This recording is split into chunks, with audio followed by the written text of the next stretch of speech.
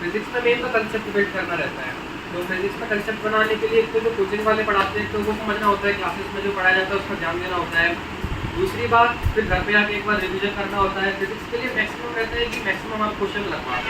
लगाओ, अलग अलग ईयर्स के जो पास्ट ईयर में आए हुए क्वेश्चन हैं उनको एक बार ट्राई करो,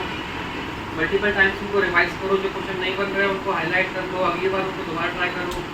और रही बात केमिस्ट्री की, केमिस्ट्री के भी फिर 3 पार्ट्स हो जाते हैं, ऑर्गेनिक, इनऑर्गेनिक और फिजिकल। फिजिकल एक तरीके से फिजिक्स जैसी होती है, फॉर्मूला बेस्ड होती है, तुम्हारे कंसेप्ट क्लियर है, फॉर्मूला तुम्हें याद है तो फॉर्मूला अप्लाई करो, डायरेक्ट क्वेश्चन बनता है।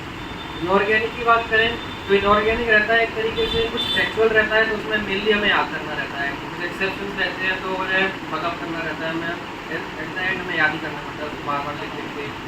और ऑर्गेनिक की बात करें तो ऑर्गेनिक का जो बेस रहता है, जैसे नोमेनक्लेचर हो गया और स्टार्टिंग में जो 11th में आइसोमेरिज्म पढ़ाते हैं वो चीज़ें, और जनरल ऑर्गेनिक केमिस्ट्री का फर्स्ट पार्ट, ये तीनों चीज़ें अगर तुम्हारी स्ट्रॉन्ग है ना तो तुम्हें ऑर्गेनिक केमिस्ट्री में कहीं से लेकर कहीं तक कोई दिक्कत नहीं आने वाली, क्योंकि इसमें जो आगे चल के काफ़ी सारी रिएक्शंस वगैरह आती है, नेम्ड रिएक्शंस आती हैं, तो उसका जो मैकेनिज्म होता है तो वो इसी से समझ में आता है, जनरल ऑर्गेनिक केमिस्ट्री के फर्स्ट पार्ट से और आइसोमेरिज्म से। तो बेसिकली ऑर्गेनिक केमिस्ट्री समझने के लिए isomerism, general organic chemistry first और नोमेनक्लेचर, ये तीनों अगर हमारे क्लियर हैं तो ऑर्गेनिक केमिस्ट्री में कोई दिक्कत नहीं है, ठीक है। और फिर एक बार अगर तुम्हारा कंप्लीट हो जाए प्रिपरेशन, तुम्हें लगने लगे कि हाँ मतलब अब हमें काफ़ी बनने लगे हैं क्वेश्चन, तो जैसे कोचिंग के टेस्ट होते हैं, अलग अलग टेस्ट सीरीज आती हैं, उनको तुम ज्वाइन कर सकते हो। रूम पे बैठ के 3 घंटे का, जैसे ऑफिशियल लेवल में 3 घंटे मिलते हैं, और रूम पे जैसे तुम दे रहे हो टेस्ट वगैरह तो 2.5 घंटे 2 आवर्स 45 मिनट्स इस तरीके से टाइमर लगा के, बाजार में OMR शीट आती है तो उनको खरीद लाओ, OMR फिलिंग प्रैक्टिस करो, क्योंकि उसमें होता क्या है OMR शीट सिर्फ एक बार मिलती है एग्जाम में, अगर तुमने एक भी गोला गलत भर दिया तुम्हारे उसके 5 नंबर भी जाते हैं, है ना। तो 5 नंबर नीट में बहुत ज़्यादा मायने रखते हैं, क्योंकि 21 लाख बच्चों ने एग्जाम दिया, जैसे इस बार 22-23 है, तो 21 लाख बच्चों के बीच में अगर तुम्हारा एक नंबर की किसी से कम आता है ना तो रैंक हज़ारों में सकती है। अब ये स्कूल लाइफ नहीं रही है, बिकॉज ये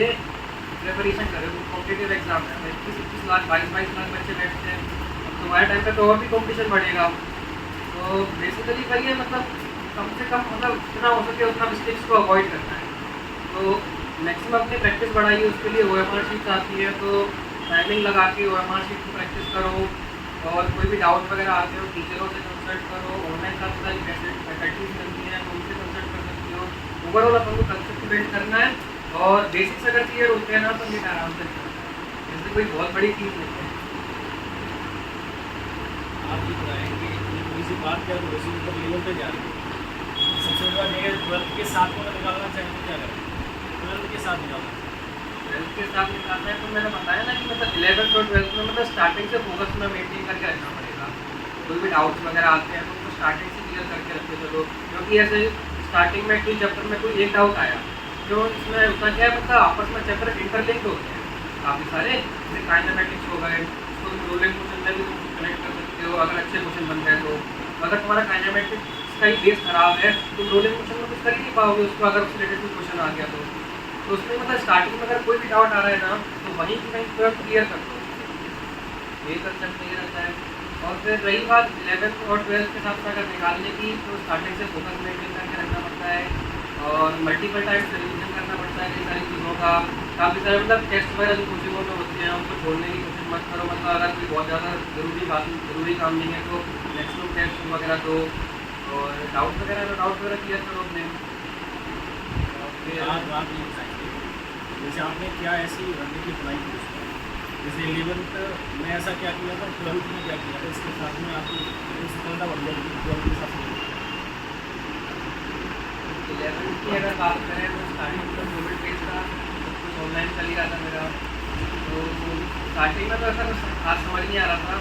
कि क्या करना है कैसे करना है, क्योंकि टीचरों से इतना इंटरेक्शन हो नहीं पा रहा था हम लोगों का। फिर टीचर काफ़ी सपोर्ट रहा था क्योंकि दीदी मेडिकल फील्ड से ही है, तो मतलब उन्होंने काफ़ी गाइडेंस वगैरह दी थी कि मतलब जिस तरीके से चीज़ों का ले, मतलब बेसिकली तो खुद ही करना पड़ता है, कोचिंग वाले कितना भी करवा लें। रोल कितना है कोचिंग का रोल अगर कहें तो मैक्सिमम 30% अगर साफ हो तो 70% रोल ही रहता है, क्योंकि ऐसे छोटा में बात कर ले तो कई सारे बच्चे जाते हैं मतलब नीट का एग्जाम देने के लिए, तो 100 में से कोई एक आध बच्चा निकल पाता है, कोचिंग वाले सब कुछ पढ़ा रहे हैं, सेम पढ़ा रहे हैं, है ना। तो वो क्या रहता है, मतलब खुद का एक रहता है, खुद तैयारी करते हैं उसका। दूसरा ये आप ये बताएंगे कि यहाँ से बच्चे जो 12th पास करके जाते हैं और कुछ बच्चे यहाँ से 12th पास करके जाते हैं, तो अगर उनको क्या दिक्कतें आती हैं? की बात करें तो अपने दौरान में ऐसा माहौल नहीं है कि 11th और 12th को मतलब एकदम अच्छे लेवल का पढ़ा लेवल दिया है। तो अब तो खैर हो गया है, अब अलग बात है, पहले इतना नहीं था। नहीं अभी इतना चेक नहीं हुआ। मतलब कॉम्पिटिशन लेवल का तो खैर सही नहीं पढ़ाते जैसे बात करें तो मतलब वही है, एक तो कॉन्सेप्ट थोड़ा समझने में दिक्कत आती है, चीज़ों को इमेजिन करने में दिक्कत आती है, क्योंकि अब तक 10th तक जो अपन ने पढ़ा है वो एकदम अलग है। 10th के बाद जैसे अपन एकदम 11th में आते हैं तो 11th और 10th के जो सिलेबस है, चीज़ें हैं, कंसेप्ट है, उसमें ज़मीन आसमान का अंतर रहता है। क्योंकि 11th में तुमने देखा होगा कि जो फिजिक्स तुम देख रहे हो, वही तुम्हें